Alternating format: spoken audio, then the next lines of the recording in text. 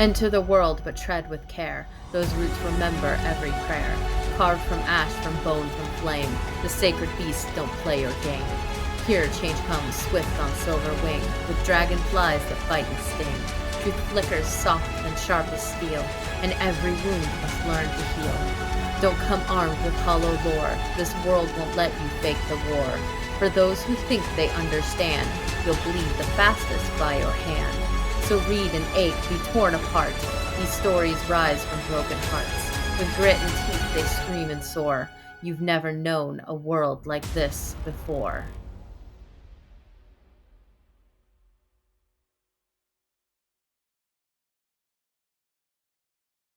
Welcome to The Black Butterfly, Book 1 of the Sacred Blood series by Sarah Euher.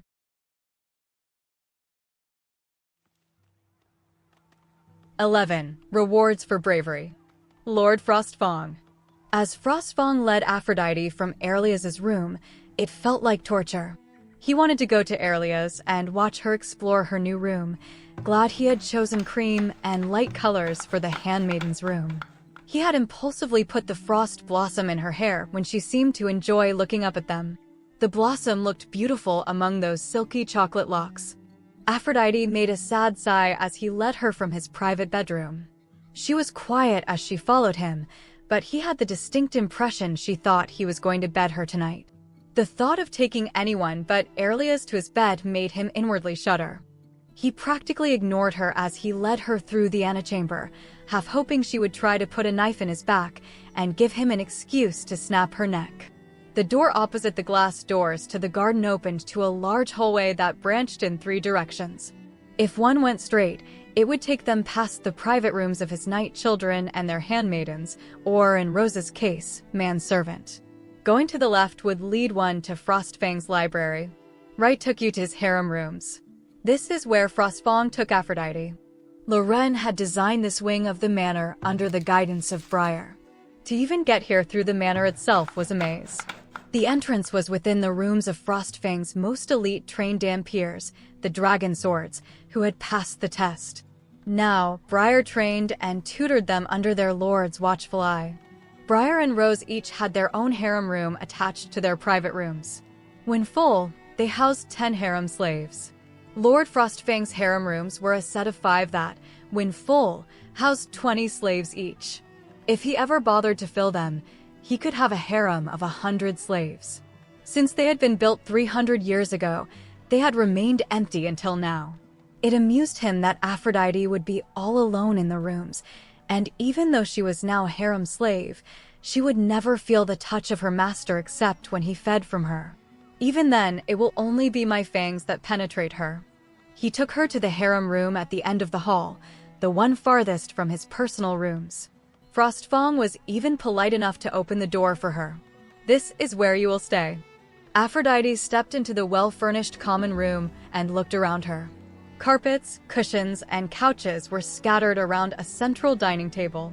Doors along the wall led to the bedrooms, and a set of double doors led to the communal bath for the harem. The entire place was decorated for pleasure and relaxation. The Damper's face held a look of contempt as she looked around the room. When she turned to him, she curtsied deeply. "If I may be so bold, master, I would make a much better choice for handmaiden than a human." She reeked of fear, and Dampiers are far superior to humans. She screamed as her head hit the far wall, her hands clawing at his where it gripped her throat. He barely remembered moving, only the pure rage at her words. He knew his eyes were red-ringed rubies as he leaned his face close to hers.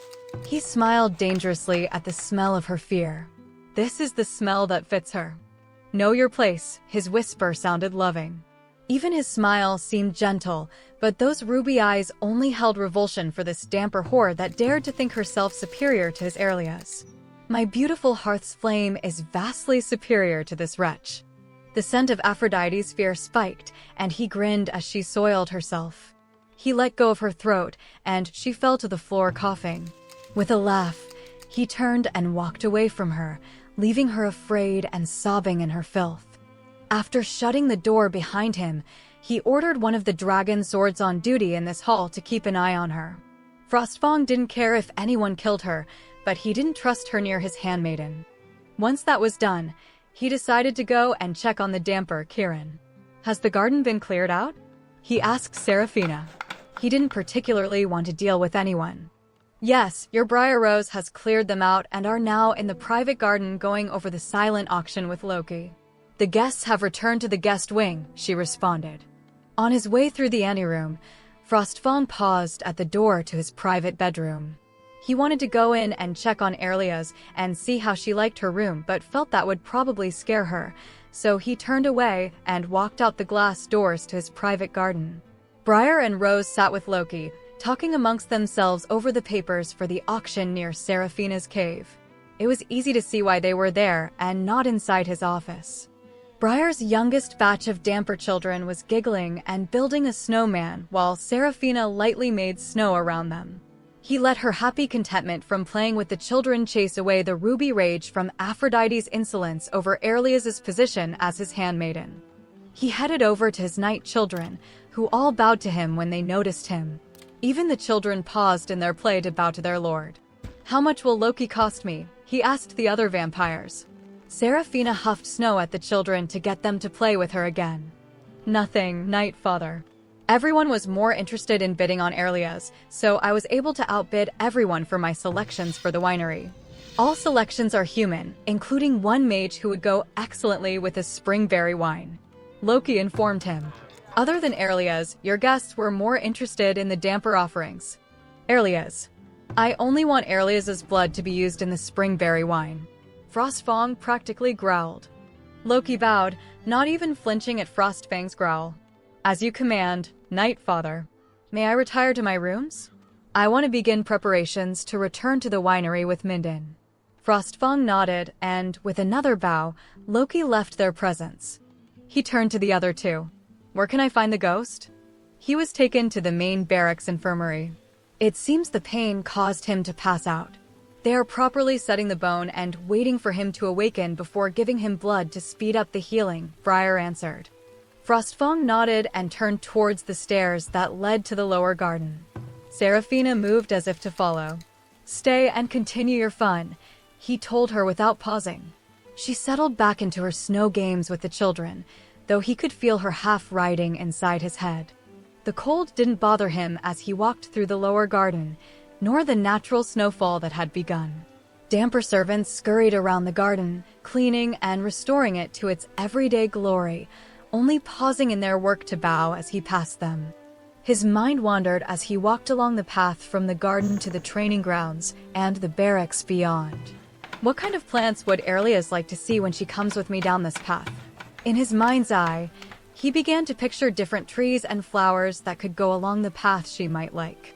Finally, he settled on fruit trees. Pretty flowers and the fruit will provide food. You're smitten. Serafina teased him. I don't know what you're talking about. But he made a mental note to review which fruit trees would do best with Minin. He ignored Serafina's teasing jabs about him being smitten with Erlias as he entered the barracks and the Dampiers that bowed to him with confused looks. Looking around, he frowned. He did not need to go to an infirmary and found that he had no idea where it was. Frostfang looked at a damper who had paused to bow at him. He ordered the soldier to take him to where Kieran was. The damper led him down a hall on the first floor and through a door, leading them into a room with a desk where an older damper woman sat, reviewing documents. When she saw Lord Frostfang, she gasped and quickly stood to curtsy to him. She smelled faintly of fear and nervousness. You are quite the frightening sight, Serafina remarked dryly. He ignored her. Take me to see the damper, Kieran. Yes, my lord. Right away. She spoke breathlessly and led him down the short hallway to a closed door. After she opened the door, she stood to the side with a curtsy.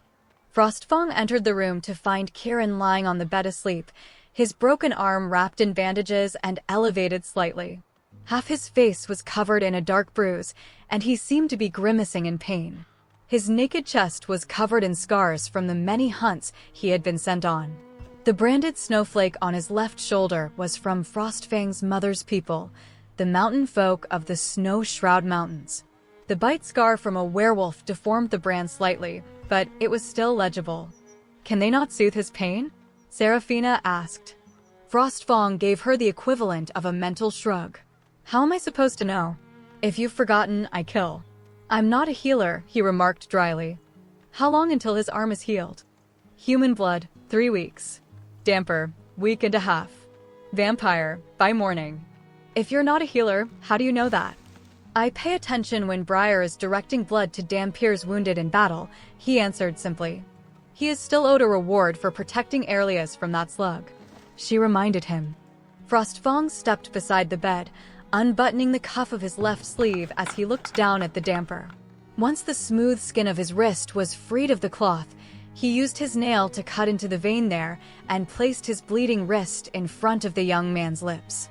Even if they had given him something to help him sleep, the vampire knew the damper's instincts would kick in and urge him to feed on the blood presented to him. Frostfang didn't have to wait long before Kieran's eyes opened, and he gripped his lord's wrist with his good hand. The vampire didn't flinch as he watched the damper latch on like a babe to the teat. As Kieran's bloodlust compelled him to feed, his eyes looked like amber dipped in blood. Remember, my love. It's his choice if he becomes a vampire tonight or not. Serafina reminded Frostfang. He had the vague sense of walking a tightrope in endless darkness, and the dragon being the only thing keeping him from falling. Kieran.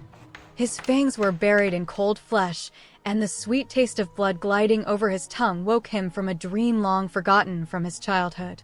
That rich blood, so full of cold, wild power, washed away the pain in the side of his head and banished the woolen grogginess of the tea he had been given to help him sleep through his pain. As he became more awake and aware of himself, memories flowed back. Lord Remus broke his arm as Kieran attempted to stop him from biting Aerlius. Lord Frostfang bit into Aerlius's neck, and her scream of pain and terror. The pain of his grandfather setting the broken bone in his arm as the side of his head felt like painful mush. By the 6th, vampires hit hard when they land a hit. As Kieran fed, the blood washed away every ache and pain, and his arm itched and tingled like mad as the bone reknit and mended itself. Faster than if he was drinking the blood of another damper. Confusion entered his mind, along with the memory of his grandfather saying having to heal normally was a good reminder of the mistake he had made. Never trust a vampire to follow the rules, his grandfather admonished him. As blood and power filled him, he tried to pull away, to stop, but this blood was far too sweet for him to fight his damper nature. When he was quivering with the power of the vampire whose wrist fed him, his master finally spoke. Stop. That one word, in a voice devoid of emotion and as cold as the heart of winter, compelled the blood in Kieran's veins to obey. As he attempted to get up to bow, the vampire put a hand on his chest and kept him still. Kieran obeyed the silent command and stayed in bed, keeping his eyes downcast. It felt like forever that Lord Frostfang stood there, quietly watching the damper in the bed. Finally, he spoke in that winter voice. You survived your mistake. Did you learn? Kieran frowned in confusion. Every time Lord Frostfang came to Kenim Academy to watch the Dampiers undergo training drills, he never instructed, never lifted a finger towards helping them improve. It was always Master Briar who did that while their lord watched. Never trust a vampire to follow the rules, he said, keeping his voice clear even though he felt slightly drunk with his master's blood inside him. Kieran dared to peek up at his master and quickly looked down.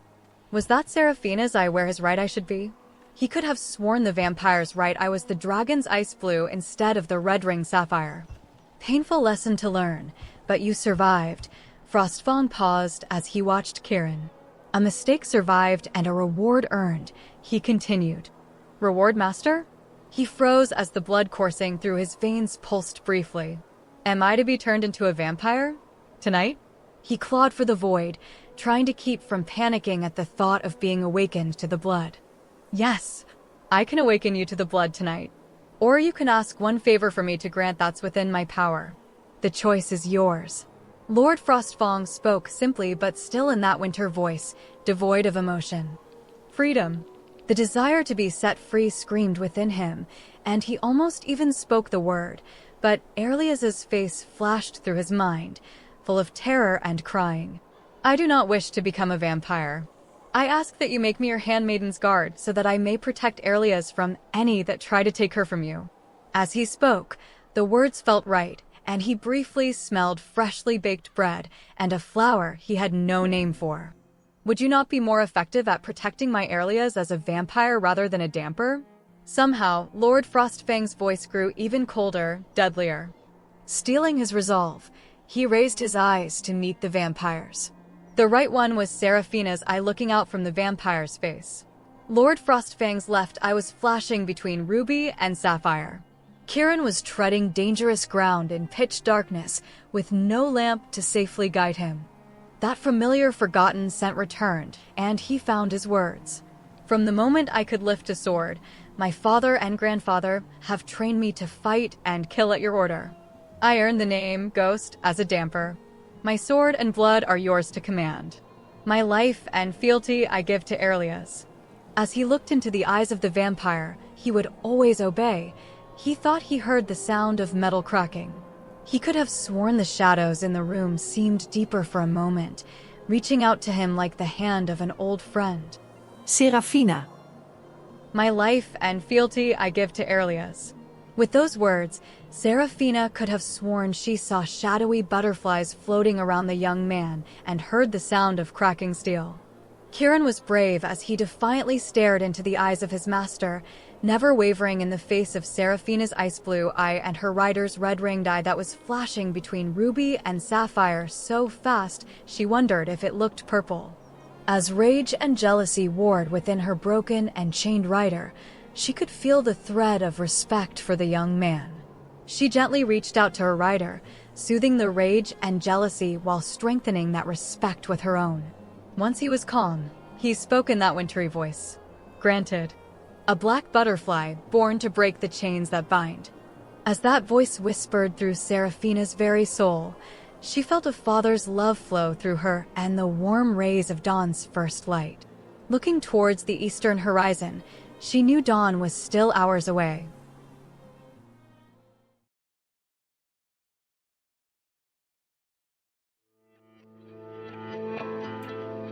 O Father, have we failed you? O Mother, have you turned your back on us? What price must we pay for you to send your child unto us? For the chained and the scarred, for the broken and the damned, let us never forget the redemption price.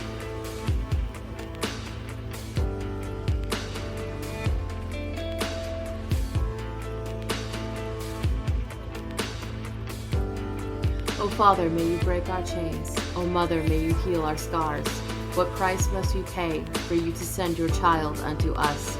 For the chained and the scarred, for the broken and the damned, let us never forget the redemption price.